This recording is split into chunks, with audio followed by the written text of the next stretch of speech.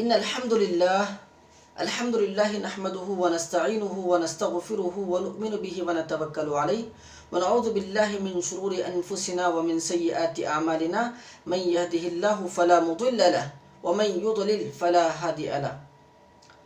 معزز ناظرین، انشاءاللہ تعالی آج کے اس درس میں ہم لوگ ملعون کون ہے نبی کریم صلی اللہ علیہ وسلم کی حدیث سے معلوم کرنے کی کوشش کریں گے۔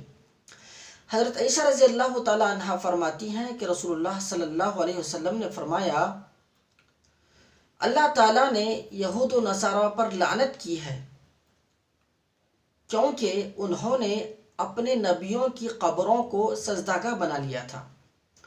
اسی طرح حضرت علی رضی اللہ عنہ بیان کرتے ہیں کہ مجھے حضرت عباس رضی اللہ تعالی عنہ ملے۔ انہوں نے کہا، اے علی، چلیے ہم رسول اللہ صلی اللہ علیہ وسلم کے دربار میں جائیں گے تاکہ آپ ہمیں کچھ وصیت کریں۔ اس وقت رسول اللہ صلی اللہ علیہ وسلم بہت بیمار تھے، آپ کے آخری ایام تھے۔ آپ صلی اللہ علیہ وسلم کے پاس گئے تو دیکھا کہ نبی کریم صلی اللہ علیہ وسلم بے ہوش ہیں۔ تھوڑی دیر کے بعد ہوش آیا۔ رسول اللہ صلی اللہ علیہ وسلم نے اپنا سر اٹھایا اور یہ وصیت فرمائی، لعن اللہ الیہود اتخذوا قبور انبیائہم مساجدا۔ اللہ تبارک و تعالی یہودیوں پر لعنت بھیجے اس لیے کہ انہوں نے اپنے نبیوں کی قبروں کو سجدہ بنا لیا تھا۔ اسی طرح عبداللہ بن مسعود رضی اللہ عنہ سے روایت ہے کہ رسول اللہ صلی اللہ علیہ وسلم نے فرمایا، یقیناً لوگوں میں سب سے بدترین وہ لوگ ہیں جن پر قیامت قائم ہوگی اور وہ قبروں کو سجدہ گاہ یعنی مسجدیں بنا لیے ہوں گے۔ یعنی اس سے معلوم ہوا کہ نبیوں کی قبروں کو سجدہ گاہ بنا لینا یہ بالکل ناجائز ہے، حرام ہے، ایک ملعون کام ہے۔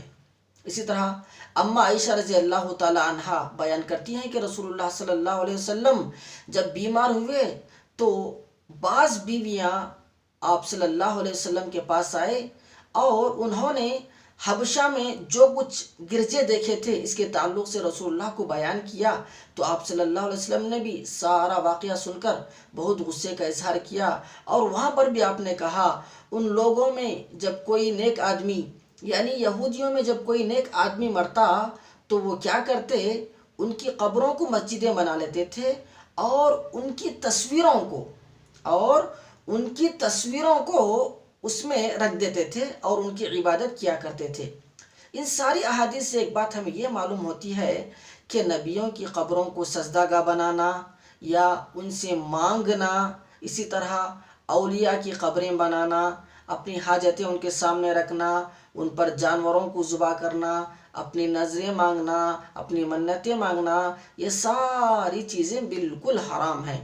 ہم تمام لوگوں کو اس سے حتی الامکان بچنے کی کوشش کرنا چاہیے، اور جو لوگ بھی اس برائی میں پھیلے ہوئے ہیں، اس برائی کے اندر ملوث ہیں، ہم ان لوگوں کو یہ نصیحت کریں کہ قبروں کے پاس جانا، ان سے مانگنا، ان سے اپنی اولادیں طلب کرنا، یہ سب بالکل ناجائز ہے، حرام ہے۔ اللہ تبارک و تعالیٰ سے دعا ہے کہ اللہ تعالیٰ ہم تمام لوگوں کو اس طرح کے برے کام سے بچنے کی توفیق عطا فرما۔ آمین۔ والسلام علیکم ورحمۃ اللہ وبرکاتہ۔